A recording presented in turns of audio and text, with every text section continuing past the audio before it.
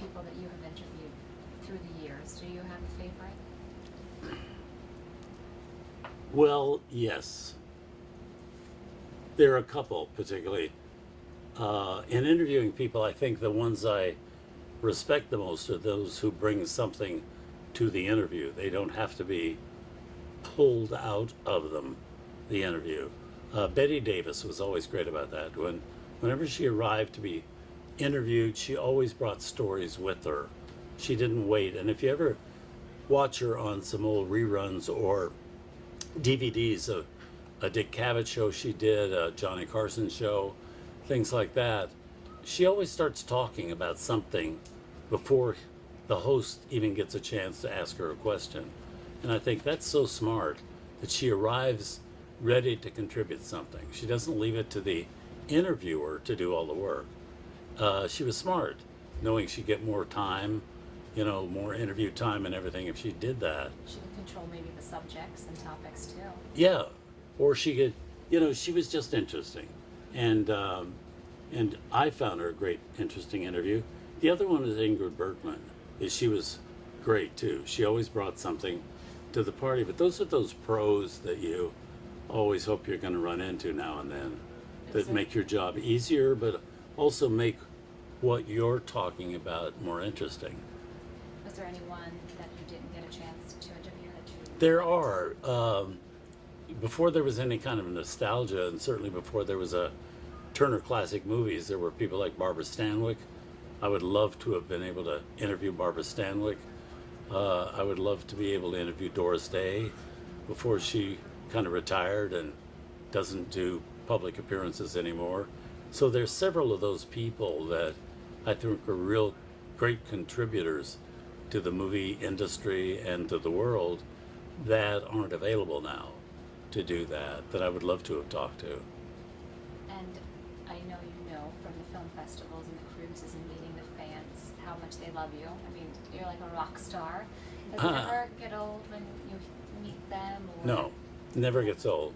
I'm just so pleased, because I love movies, and I always have loved movies, and I was always kind of frustrated that older films were so discarded for so long by people. People thought they didn't have any value at all, and they did have value to me. And now the fact that with Turner Classic Movies, and before us with American Movie Classics when they showed old films, shows that there's an audience for that. And also the fact that such a large portion of our audience are younger people who are discovering for the first time scripts that are wonderful, wonderfully written, direction is great. We also, I think, tend to think that the movie industry started the year we were born, and we don't kind of look back further than that. And for people to discover some of these great actors of the past, like a John Garfield, an Ava Gardner, Rita Hayworth, is thrilling to me, because it means that the work they did is now being seen by later generations and appreciated, and probably, hopefully, will never go away again.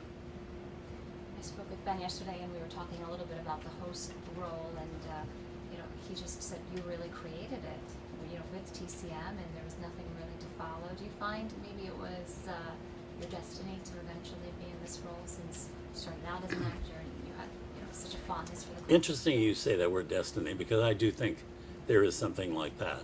I mean, I hope someday we'll find out if it's true that we end up where we're supposed to be.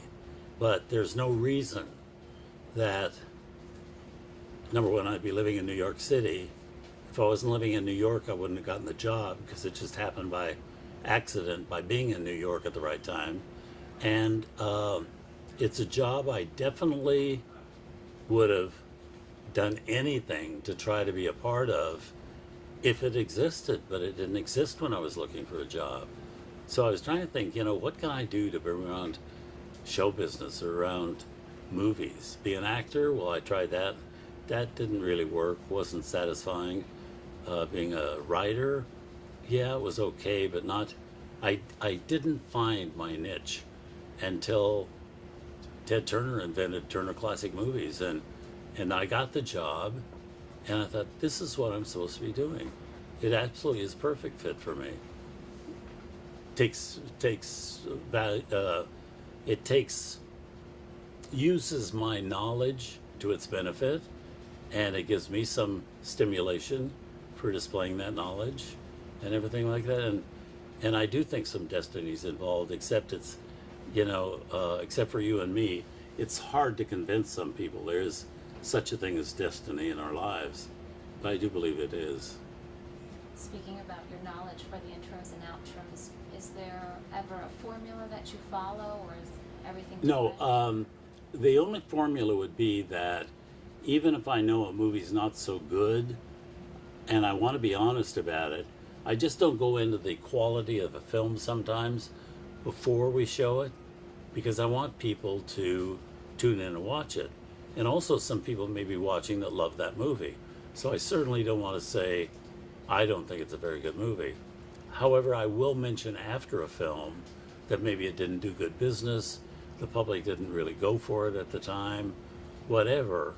And any kind of opinion like that, I would never talk about before the movie, because I want people to watch it, and hopefully they'll like it, even if I don't, So that's about the only thing. And also to not give away plot points. Don't be a killer with, tell about some great, it's like the movie Witness for the Prosecution. Marlene Dietrich has kind of a double role in it that you don't want to talk about before the movie, because it tips off one of the great pleasures of the movie, and that is the surprise that she was playing two characters in it. So I try to stay away from that. But also, I also want to always remember that if I think a movie's not very good, it's just my opinion. There are other people that love that movie. And like, I'd be offended if somebody was telling me, a host was telling me that this movie we're about to show was a lousy film and wasn't very good if it's a movie I loved, because their opinion is as important as mine.